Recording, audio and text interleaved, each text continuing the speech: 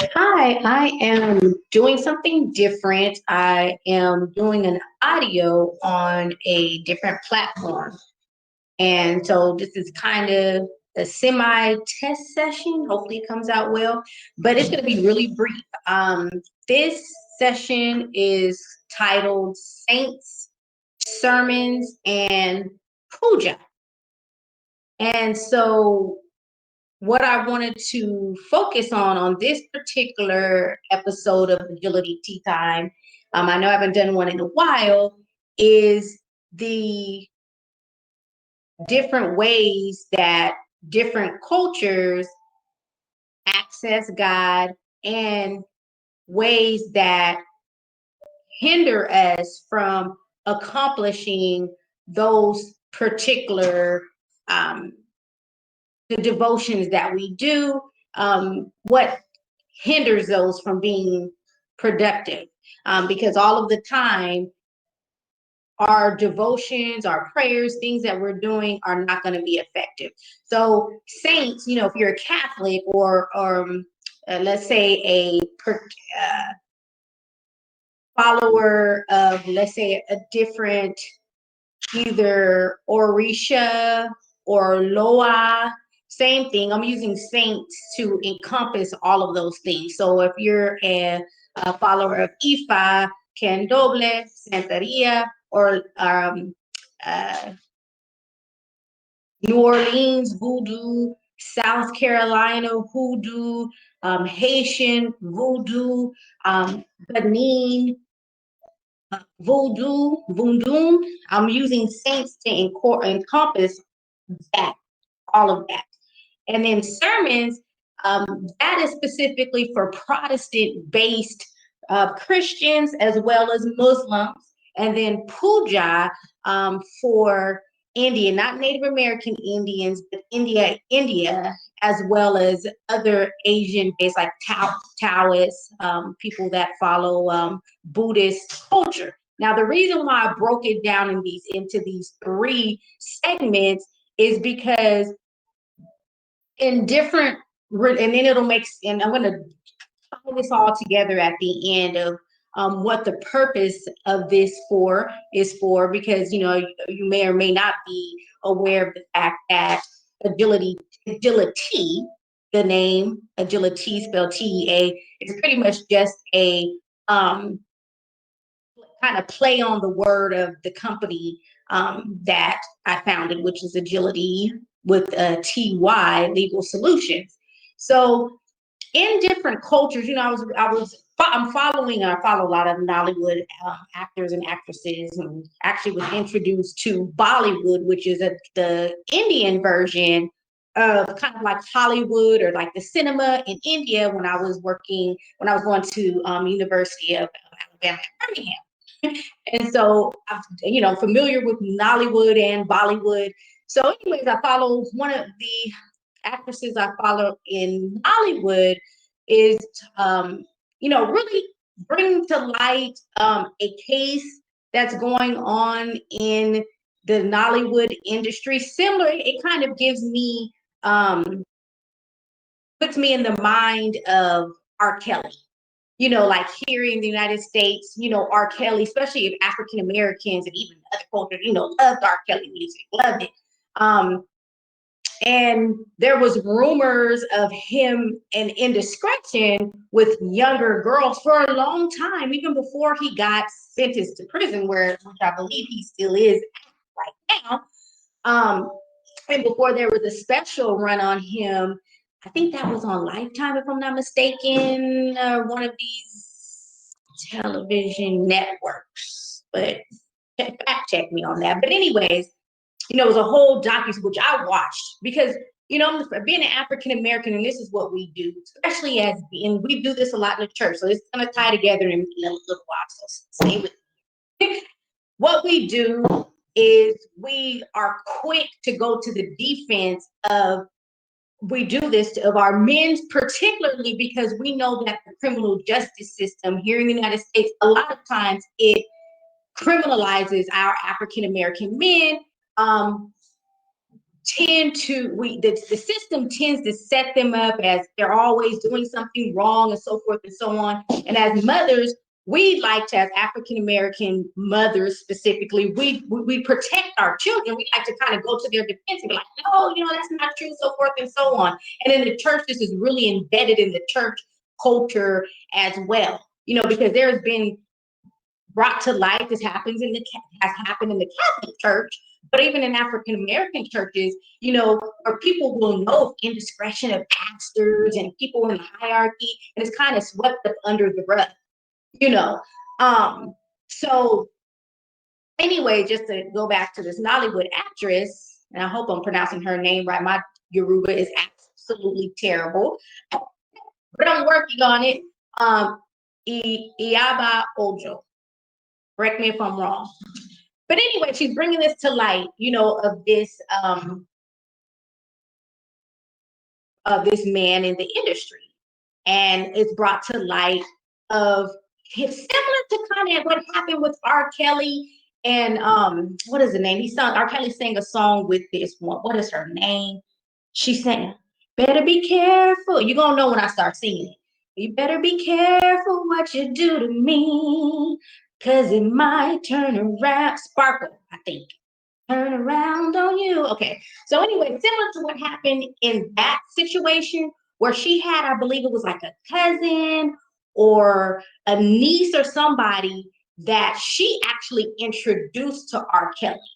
And come to find out, there was kind of like some indiscretion going on there. So this situation that the Nollywood actress, I'm gonna say her name again. I may say it wrong, so correct me or just forgive me for, pronouncing it incorrectly. Iyaba Ojo.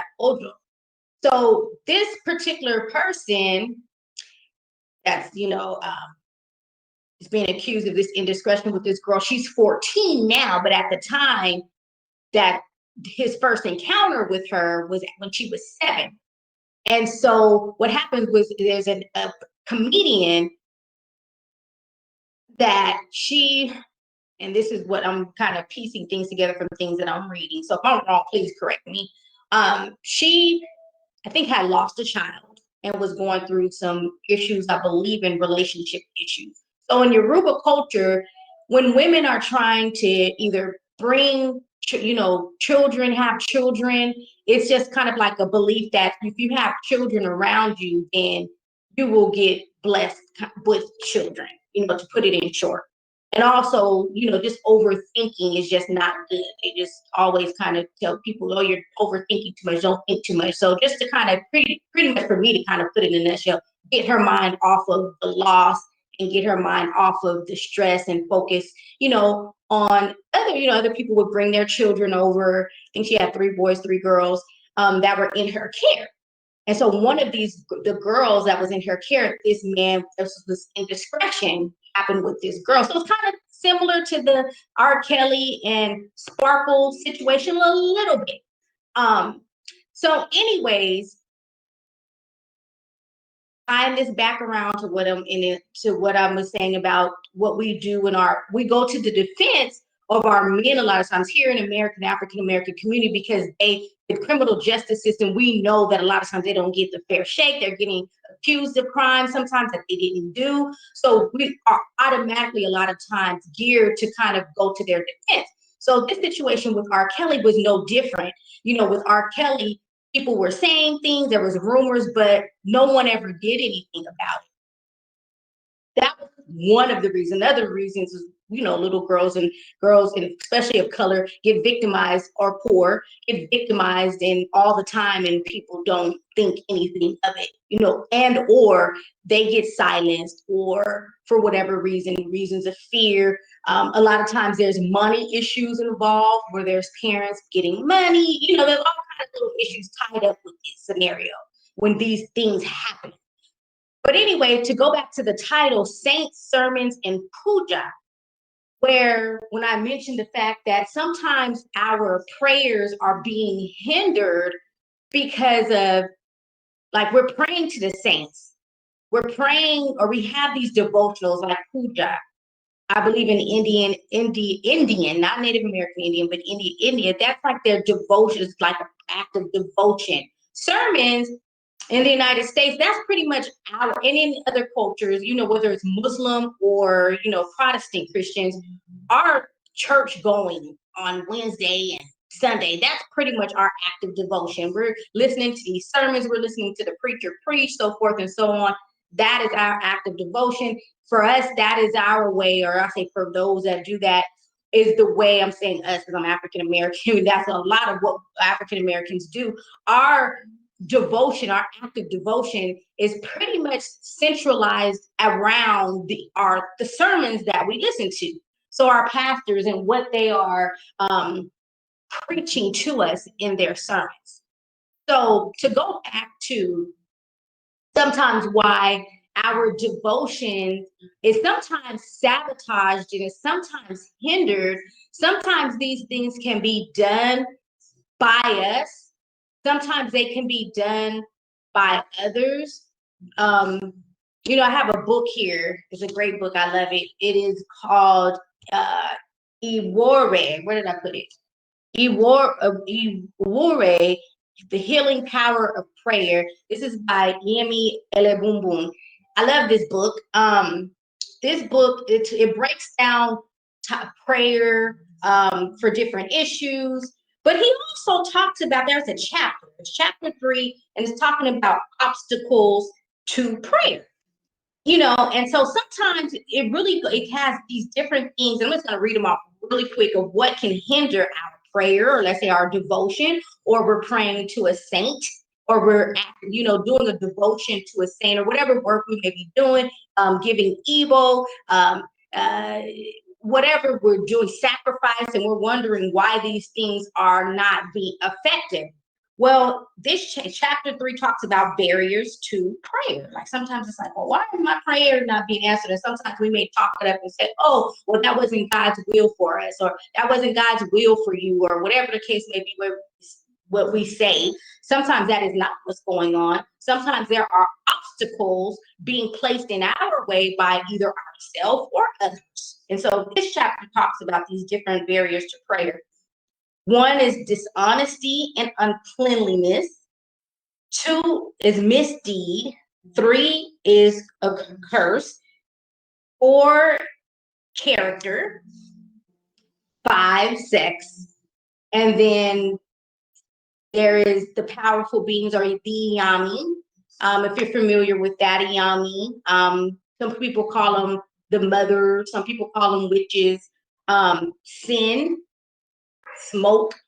And that is for people that give, like, burn incense, or certain things that people burn, as acts of sacrifice or evil to spirits.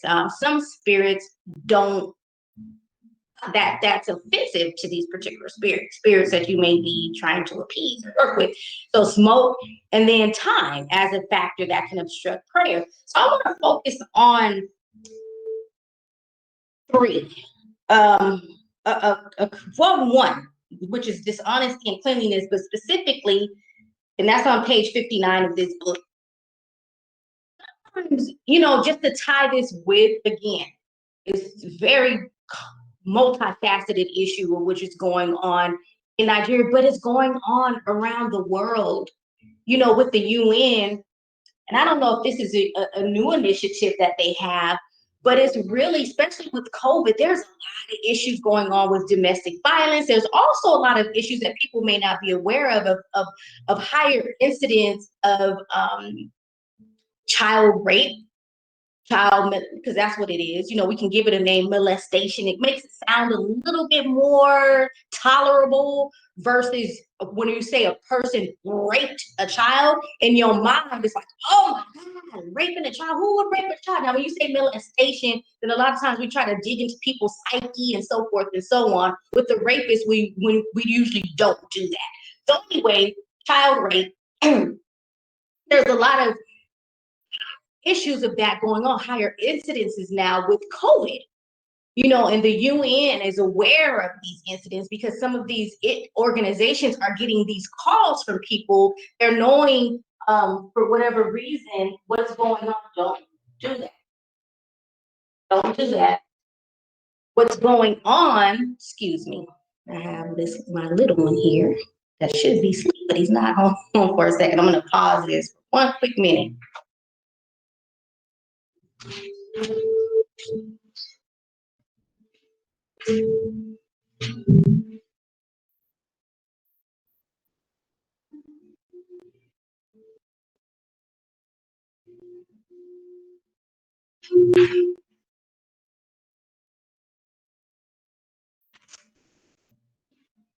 Okay, I apologize for that.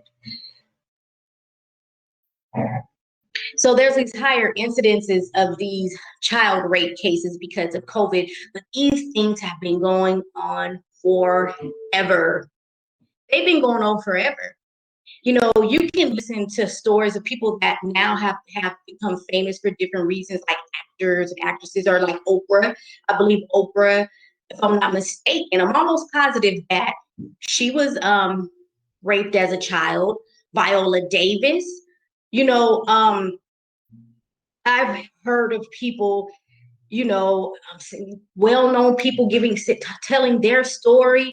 This happens. It's happening. It happens a lot, and it's been happening for a long, long time. This is not new. Now, the cry now is for it not to be tolerated any longer. You know, right now, you know, women have made a lot of strides, you know, in different, like the legal industry specifically, and they've made some strides financially.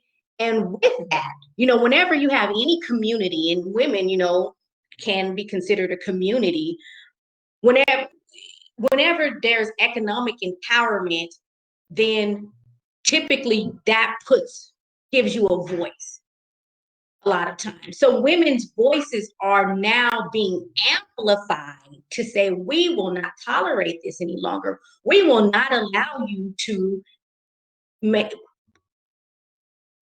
our children.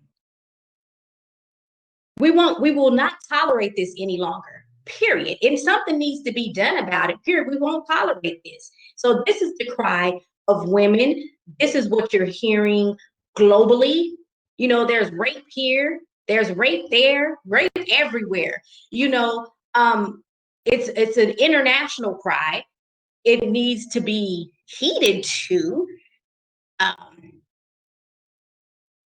because at the end of the day, we all have to deal with the indiscretions of our community. I will give a perfect example. I'm very familiar with the Bible, more so than any other religion. I do, you know, read this from a text, familiar with other religions, but the text of the Bible, I'm not going to say a Christian Bible because other people read the Bible outside of Christian, but the Bible, very familiar with it. There's a story in the Bible. If you're not familiar with it, just Google it. You can go to Bible Gateway. I use that a lot. You can search by scripture, or you can also search by term. But there is a story in the Bible of this man. He was traveling, and when he was traveling, in their community, it was, you know, could be customary for you to stay with someone and then for them to let you stay with them, and it was amongst the different, if I'm not mistaken, the different tribes of Jews, if I'm not mistaken, but correct me. I'll get the point of the story. I mean, the details, you know, not all the way perfect, but, you know, that's the perfect reason all of us need our religious text. We need to make sure we know them for ourselves and read them. So read it for yourself. But the point of it, he was traveling and he had a concubine. You know, I don't know what they would equate that to in these days. That's what they equate her to in the Bible. Further discussion. But his concubine, maybe because they weren't married, maybe that was his co-wife or girlfriend. I don't know, but I believe that's the word in my Bible that they use, concubine. And so what happened is, the men, and I don't want to mix two stories together because what comes to mind is another story where and I don't know if this is the same story. I'm kind of going off the top of my head with this because, of course, this story is disturbing me with this child rape. So my spirit is disturbed. So, I don't want to mix two stories. So he's a traveler. He stops and he's staying at the house of someone who is he's staying there with them as his travels, to stop and sleep and eat and so forth. Now, while he's there, the men, it calls them perverted men of the community, wanted to,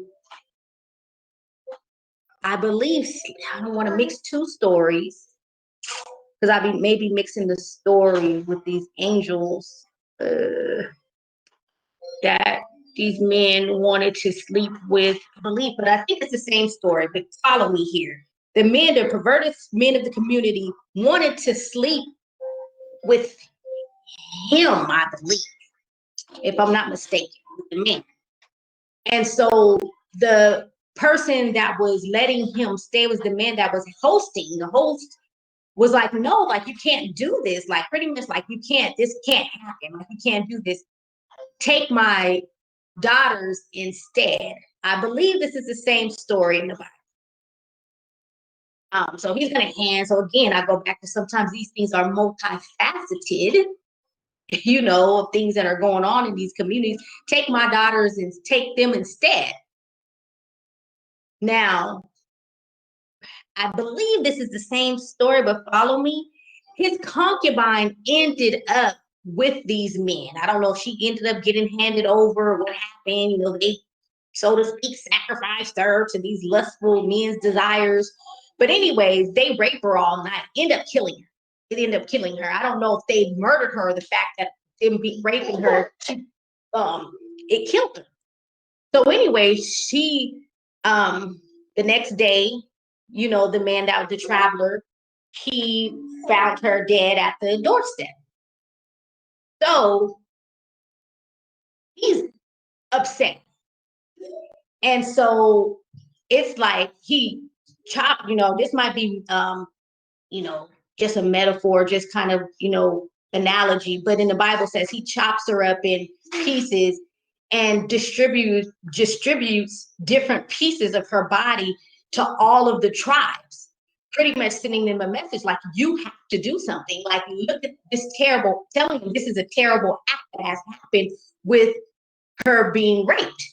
The concubine being raped, you have to do something. So, the tribes are up in arms, it's like, oh my God, like, they're like, yes, we all have to do something. It's terrible. Except for the tribe that he was a member of. The tribe that he was a member of, like we do, like, I'm going back to the African American, what we do in our community, sometimes we coddle our men, we cover them in situations where they should not be covered in. So this one tribe, they weren't willing to hand him over. They were actually, at the end of the story, they went to all-out war. Of course, they got defeated. Again, I go back to why sometimes our prayers, our devotions, our acts of sacrifice and the things that we're doing are not working, because we're working on the side that's against what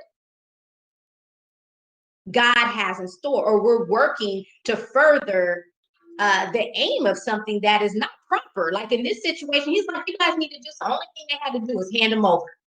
That's it. But instead of them handing him over, it was like, no, this is a member of our tribe, we're going to protect him. And that's what they did till the end, to war. They kept and coddled this man that they knew.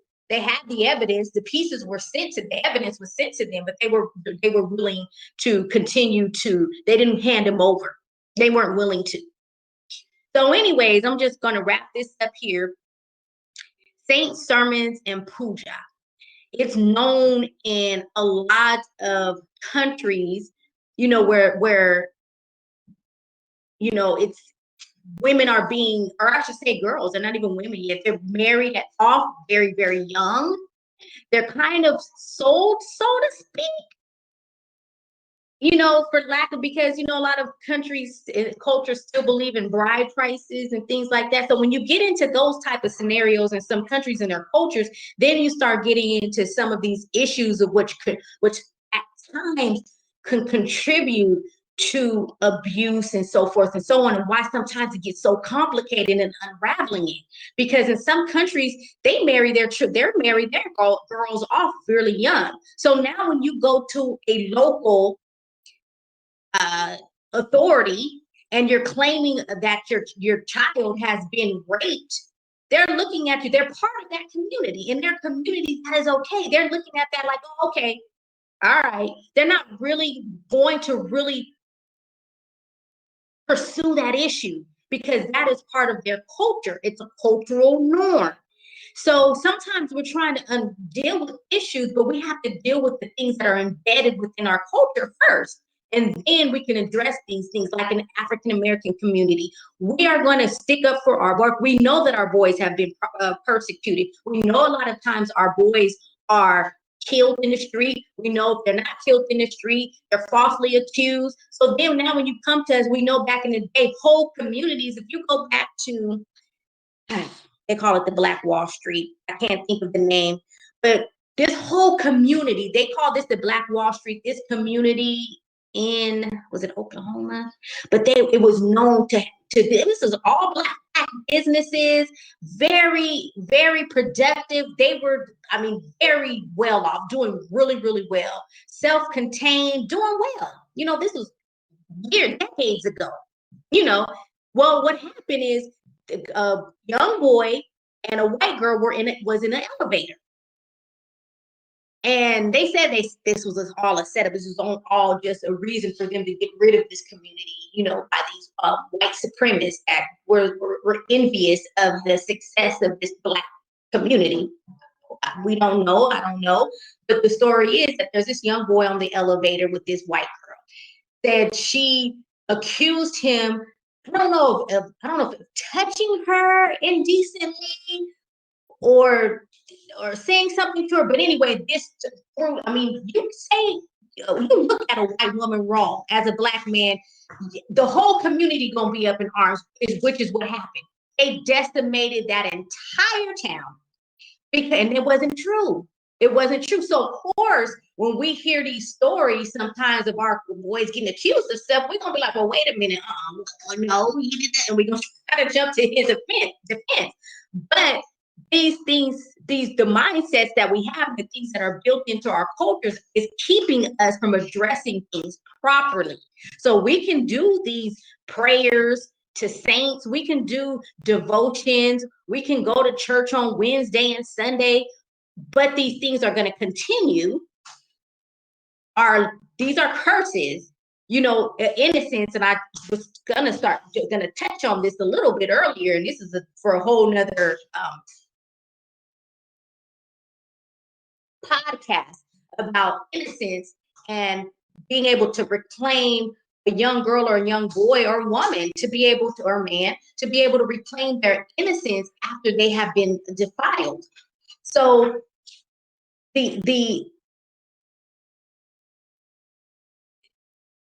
that's a curse that's laid upon a person for them to have to be dealt with in that way, to be raped, to the mind issues that go with that, and all the other things that go along with that. That's a curse that's being placed upon them. Sometimes that curse is being placed on entire families, and it's generational. And regardless of the prayers, Evo, Puja, devotionals that are done, that curse will remain until those things are dealt with not by the person, not the victim.